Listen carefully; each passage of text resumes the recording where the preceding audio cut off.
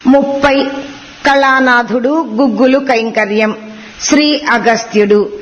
ఏ నియమంతో అయినా ఈశ్వరుని ఆరాధించిన వారు ధన్యులు. శివుడు వారికి త్వరగా ప్రసన్నుడగును. దీనికి దృష్టాంతముగా ఒక కథ కలదు. దక్షిణాపదంలో చోళభూమికి ఆభరణంగా చెప్పబడే కలశీపురము అనే ఒక పట్టణం ఉన్నది. అక్కడే తనకు శరణాగతుడైన మార్కండేయుని రక్షించేందుకు పరమేశ్వరుడు యముని తీవ్రంగా శిక్షించి తన భక్తుని చిరంజీవిని చేశాడు. అక్కడ ఆమ్నాయ చతుష్టయ విజ్ఞాన మాననీయులైన బ్రాహ్మణ కులోత్తంసులు నివసిస్తూ ఉండేవారు. వారు శివార్చనా పరులై మ్రోగించే ఘంటా నినాదం చేత అక్కడి వాతావరణమంతా పవిత్రమై గంభీరమై అలరారుతుంది. అట్టి వారిలో కళానాథుడు అనే బ్రాహ్మణుడు వేదశాస్త్ర విజ్ఞాన వారాం నిధిపారమును కనుగొని సజ్జనులైన అనేకులకు గురుమూర్తి అయి విరాజిల్లేవాడు. అతడు చేసిన శాస్త్ర విజ్ఞాన మథనము చేత అతనికి శుభేచ్ఛ ఉదయించి అతనికి తీవ్రమైన ముముక్షుత్వం కలిగింది. ఇట్లా విమర్శ చేసుకొన్నాడు. పరమేశ్వరుని పూజింపక నాకు జ్ఞానము, తద్వారా ముక్తి వచ్చుట కల్ల. యముని శాసించు శివుని అనుగ్రహాన్ని పొందక ఏ ప్రాణి కూడా మృత్యువును దాటలేదు. కనుక బంధ విముక్తి కొరకు నేను శివ పూజను అవశ్యం చేయవలెను. ఇట్లు సద్విమర్శతో అతడు నిశ్చయించుకుని అనతి కాలంలోనే దృఢమైన శివభక్తిని అవలంబించసాగాడు. చంద్రునికి వెన్నెలవలే వసుమతి అను స్త్రీరత్నం అతనికి ధర్మపత్ని అయి అతనికి శివపూజలో అనన్యముగా సహకరించేది. కళానాథుడు ఒక సుముహూర్తంలో ద్రోణ పర్వతపు గుగ్గులను సంపాదించి దాని ధూపాన్ని ఆజన్మాంతము శివునికి వెయ్యాలని ఒక వ్రతాన్ని పూనాడు. అట్లు తాను ధర్మబద్ధంగా సంపాదించిన ధనముతో నిత్యము గుగ్గులు ధూపకైంకర్యమును చేస్తుండగా 10 సంవత్సరములు గడిచాయి. అంతకాలం ఎట్లాగో ఓపిక పట్టినట్టున్నాడు శివుడు అతని భక్తిని పరీక్షించేందుకు. ఇంకా అప్పటి నుంచి కళానాథునికి గుగ్గులు సంపాదించుటకు కావలసిన ధనాన్ని లభించకుండా చేశాడు. వ్రతము సడలించని భక్తుడు తన వస్తువాహనములను విక్రయిస్తూ పోగా క్రమంగా అతని సంపదలన్నీ హరించుకుపోయి భార్యామణి మెడలో మంగళసూత్రం మాత్రం మిగిలింది. కొంతకాలం అప్పులు చేస్తూ సంసారాన్ని వ్రతాన్ని సాగించాడు. ఇక అప్పు పుట్టడం కూడా కష్టమైపోగా అతడు సంసారం మాట ఎలా ఉన్నా తనకున్న కొద్దిపాటి గుగ్గులను పొదుపుగా వినియోగిస్తూ కొన్ని రోజులు గడిపాడు. కాని అతని భార్యా బిడ్డలు తిండి లేక కృశించిపోసాగారు. గుగ్గులు పూర్తిగా పొగ అయిపోగా అతడు భార్యతో, ప్రియా, నీ సహకారం ఉంటే నా వ్రతాన్ని ఎలాగైనా కొనసాగించగలను అంటూ తన మనో అభిప్రాయాన్ని తెలియజేశాడు. సాధ్వి అయిన వసుమతి క్షమ వహించి అతనితో, స్వామి, ధూపవ్రతం కొనసాగవలసిందే కాని మన పిల్లలు ముద్దకతికి 3 నాళ్లయింది. అన్నమో రామచంద్ర అని ఆకలికి తాళలేక సొమ్మసిల్లి పడి ఉన్నారు. వెంటనే వారికింత కడుపులో వెయ్యకపోతే మరి కన్ను తెరవరు. కాబట్టి ఇదే నా మంగళసూత్రమును తమరు తాకట్టు పెట్టి ముందు ఆహారాన్ని తీసుకురండి. మనం బాగుంటే వ్రతానికి అడ్డంకులుండవు అని అతనికి నచ్చచెప్పి తాను పసుపు కొమ్ము కట్టుకుని మంగళసూత్రాన్ని విశ్వాసంతో భర్త చేత ఉంచింది.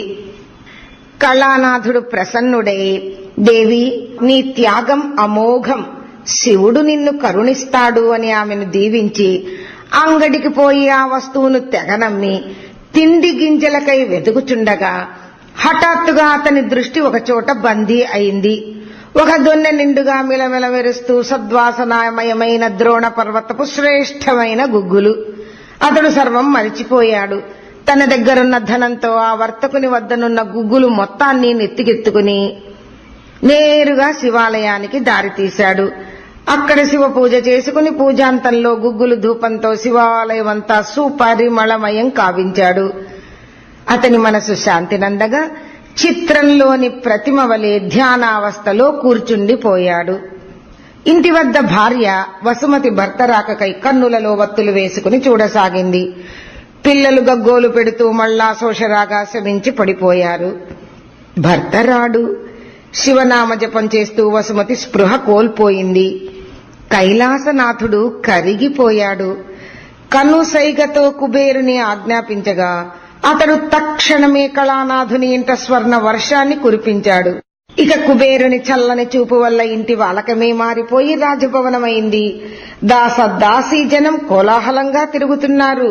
వస్త్రాలు, ఆభరణాలు, ఆసనాలు, వాహనాలు వెలలేనివెన్నో ముంగిట విరిశాయి.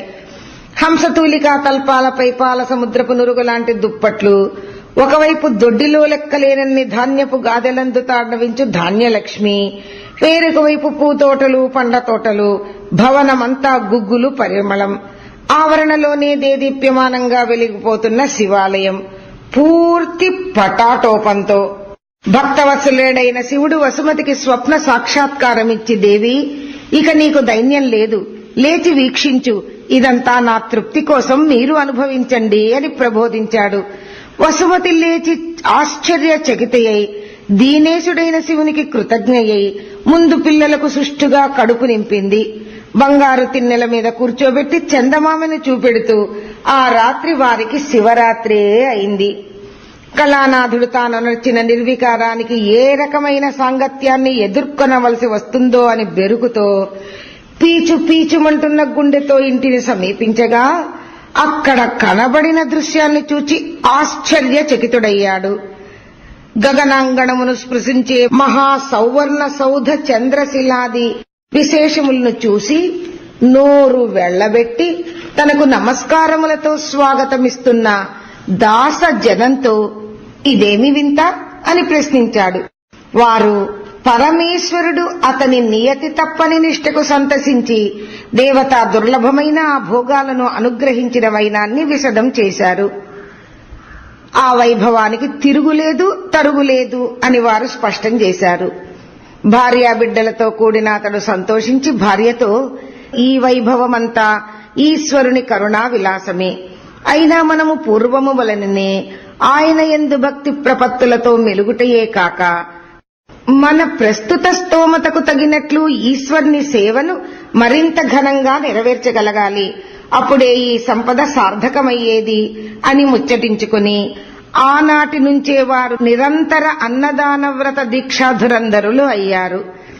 అటు శివునికి గుగ్గులు ధూపం, ఇటు భక్తులకు అన్నదానాది సేవలతో వారి జీవితం సుసంపన్నమైంది. వీరి కథ ఇలా ఉండగా కలశీపురానికి పశ్చిమ దిక్కుగా తాళమూల నగరం అనే ఊరుంది. అక్కడ మహేశ్వరలింగం ఒకటుంది.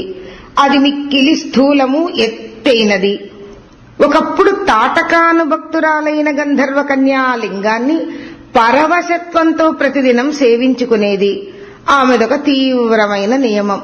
అదేమంటే పూజా సమయంలో తన అవయవం ఏదైనా తన నిష్ఠకు అంతరాయం కలిగిస్తే దాన్ని ఛేదించి పూజను కొనసాగించుట. ఒకనాడు ఆమె తన పూజలో దోసిలి నుండుగా మల్లెల మొగ్గలను తీసుకుని చేతులెత్తి శివలింగం పైన విక్షేపించే సమయంలో ఆమె పోకముడి జారినది. దానిని అశ్రద్ధ చేసినచో శివ పూజ మధ్యలో శరీరంపైని వస్త్రం తొలుగుతుందని, అది శివ అపరాధమని భావించి అందుకు కారణమైన తన నడుమును ఛేదించాలి కాబట్టి ఆ పరిస్థితులలో పుష్పాలను లింగమస్తకంపై ఉంచుట ఎట్లు అని చింతించుచోంది. అప్పుడు దయామయుడైన మహాదేవుడు ఆమె పువ్వులను ఉంచుటకు వీలుగా తన లింగాన్ని కుంచించి ఆమె నిల్చున్న దిశగా వంచగా ఆమె పూజ నిరంతరాయంగా కొనసాగించింది. ఈ విధంగా వంగిన ఆ లింగమును యథాస్థితికి తెచ్చుటకు చోళరాజు కొంత పరివారాన్ని పంపి చేసిన ప్రయత్నములు ఫలించలేదు. అందుచేత తానే స్వయంగా ససైన్యముగా వెళ్లి అచ్చట విడిది చేసి స్వీయ పర్యవేక్షణలో లింగోద్ధరణ కార్యక్రమాన్ని సాగించాడు. మానవ సామర్థ్యములను పరిహసిస్తున్నట్లున్న ఆ లింగ వైభవాన్ని చూచుటకు ప్రజలు దూర ప్రాంతముల నుండి చేరసాగారు. రాజువారందరికీ అన్నదాన శిబిరములను ఏర్పాటు చేశాడు. ఎన్ని విధాల ప్రయత్నించినా ఆ లింగం మొదలు అంతుపట్టలేదు, సరికాలేదు. 12,000 ఏనుగులచే లాగించినా ఫలితం లేకపోయేసరికి చోళరాజు ఉపవాసం ఉండి తన సత్కార్యమునకు సహాయపడవలసిందిగా శివుణ్ణి ఆశ్రయించాడు. అతడి కుశాగ్రబుద్ధులైన విప్రవరేణ్యులు రాజును ఊరడించి, రాజన్, భక్తవరేణ్యుడగు కళానాథుండు ఉండునది ఇచ్చటకు దాపుననే. అతని పట్ల శివుడు ప్రసన్నుడై ఉన్నాడు. అతనిని ఇచ్చటకు ఆహ్వానించినచో మన కార్యము సఫలమయ్యే సదవకాశం ఉన్నది అన్నారు. రాజు ఆతురుడై స్వయంగా కళానాథుని కలిసి విషయము తెలిపి భక్తితో అతని సహాయము అర్థించాడు. ఈశ్వరేచ్ఛ నెరవేరుగాక అని అతడు సమ్మతించి శంభుస్థానానికి వచ్చాడు. ఒరిగి ఉండి స్థాణు, అచల ఇత్యాది పదములకు ప్రతీకయ్యి సర్వప్రకార పౌరుష ప్రయత్నాలకి అందరాని పరబ్రహ్మవలే ఉన్న శివలింగాన్ని చూచాడు. శివుడు లింగము ఒకటే కదా. శివధర్మము లింగములో గోచరించుటలో ఆశ్చర్యమేమున్నది? కళానాథుడు అంతఃస్నాతుడై భస్మరుద్రాక్ష శివ చిహ్నాలంకృత శరీరుడై నియమవత్ దీక్షా దక్షుడై నిష్ఠా నిర్వర్తిత జపపరాయణుడై పరిశుద్ధ అంతరంగుడై, ఓ పరమేశ్వర, నీవీ వక్రత్వమును వీడి నీ యథాపూర్వపు మోహన రూప వైభవోపేత రూపమును అవధరింపుము అని ఎన్ని విధాల ప్రార్థించినా శివలింగం ఔన్నత్యాన్ని చెందలేదు. అతడు ఇట్లు తలపోశాడు, ప్రభు, ఈ ఉప్పచెప్పని ప్రార్థనలకు నీవేళ లొంగుతావు? విని విని విసిగి చెంది ఉంటావు. మంచి ఘాటైన లోక విరుద్ధమైన పంతములు, పరిశ్రమలు, ప్రయోగములు చేస్తేగాని చప్పపడిపోయిన నీ నాలుకకు రుచించవు. నిద్రించే నీ హృదయమును రేకెత్తించలేవు. సరే, ఈ కొంగ్రొత్త వేడుకలు చూచి ఆనందించమని చెప్పి ఒక బలమైన తాటిని శివలింగమునకు ముడివేసి రెండవ వైపు తన మెడకు ఉచ్చువలే వేసి శివలింగమును లాగసాగాడు. శంకర, నీ లింగమును నిటారుగా చెయ్యి. ఈ వంకరలు మాకు నచ్చవు. వింటివా? సరే. లేదా నా పీకను తెగకోసిన పుణ్యాన్ని నీవే సంపాదించుకో అంటూ మొండి వానివలే, ప్రాణమంటే లెక్కలేని వానివలే తీవ్రమైన పట్టుతో లాగుతుండగా కొంతసేపటికి అతని మెడ తెగి రక్తము కారుట ఆరంభమయ్యింది. అప్పుడు కైలాసం నుండి ఈ రణచండి ఆగడాన్ని చూచిన జగజ్జనని మహాచండి కరుణతో కరిగిపోయి భర్తతో, భగవన్, ఆ అమాయక భక్తుని విశ్వాసము శ్రద్ధ చూడండి. అతని కోరికే లోక ప్రయోజనము కొరకే కదా. దానిని వెంటనే పూర్తి చెయ్యండి. దయాసాగర, లేనిచో మరణించగలడు అన్నది. అంత మహాదేవుడు నీ ఆతృతయే గాని అతడు ఉపయోగించిన తాడు కంఠమును తుంచేంత బలమైనది కాదులే తల్లి. ఇంకొంతసేపు వేడుక చూద్దాం అని మిన్నకుండినాడు. అది చూచిన దేవి దుర్గాదేవి ముఖ కవళికలు పులుముకొని, మీరు అట్లే రాయవలే ఉండండి, అతడు హరి అనగలడు అని రెట్టించగా శివుడు వెంటనే తన లింగమును యథాప్రకారం నిటారుగా చేశాడు. కళానాథుని మెడ చుట్టూ ఉన్న తాడు విడివడి పుండు అదృశ్యమైంది. ఈ అద్భుత సంఘటనను చూచిన వారు, అక్కడ చేరిన అశేష ప్రజానీకము మహదాశ్చర్య మహానంద భరితులై హరహర మహాదేవ, హరహర మహాదేవ అంటూ ఆకాశాన్ని శివమయము చేశారు. చోళనాథుని సంతోషమునకు అంతులేదు. కళానాథుని అందరి ఎదుట సన్మానించి పాదపూజ చేసి, భక్తాగ్రణి, తమకు ఏ విధముగా నా కృతజ్ఞతలను తెలుపగలను అని ప్రశ్నించాడు. కళానాథుడు, ప్రభుత్తంసమా, ఇచ్చటకు తేబడిన ఏనుగులన్నిటినీ ఈ ఆలయ కైంకర్యానికి ఉంచితే మహావైభవం వెల్లివిరుస్తుంది.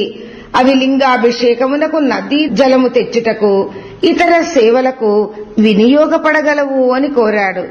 అతని లోకోపకారకమైన నిస్వార్థపూరితమైన సంకల్పమును మహారాజు మనసారా అభినందించి వానితో పాటుగా అనేక అగ్రహారములను, క్షేత్రములను శివసేవకై దానం చేసి శివ కృపకు పాత్రుడు అయ్యాడు.